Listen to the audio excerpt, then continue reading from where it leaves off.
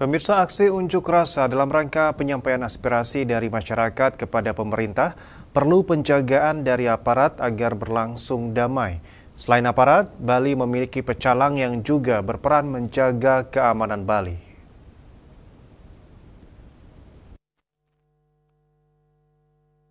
Peran pecalang dalam menjaga keamanan di Bali sangatlah diharapkan, seperti halnya pada saat penyampaian aspirasi dari masyarakat kepada pemerintah. Guna menjaga agar Bali tetap aman, tentu tidak cukup hanya peran aparat saja. Untuk itu, pecalang di Bali sangatlah penting dalam bersinergi untuk menjaga keamanan di Bali. Hal tersebut diungkapkan oleh akademisi Unwar Dr. Iwan Rideng. Adanya peran pecalang dalam menjaga keamanan sangatlah penting. Misalnya kekinian yang ada sangat memprihatinkan.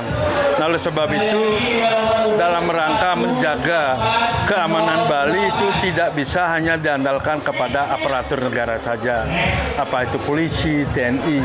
Namun demikian juga sebagai sebuah keamanan lokal, karena Bali sangat kental dengan keberadaan hukum adat sebagai sebuah kearifan lokal. Posisi pecalang sangat penting dan strategis. Kendati-pun pecalang ini kan berangkat dari konsepsi berkaitan dengan jaga baya di wewengkon desa adat masing-masing. Nah, kekinian sejalan atau seiring dengan perkembangan zaman, Bali yang nampaknya perlu menjaga tatanan kehidupan dalam hal ini perlu stakeholder bersama. Nah, kehadiran pecalang dalam ini sangat penting dan strategis. Kendatipun pecalang itu ada keterbatasan terhadap kewenangan. Namun demikian, dengan wadah yang dibuat oleh difasilitasi oleh pemerintah Provinsi Bali dengan bersama-sama forum Majelis Desa Adat menunjukkan sebuah kekuatan dalam kerangka memberdayakan posisi pecalang.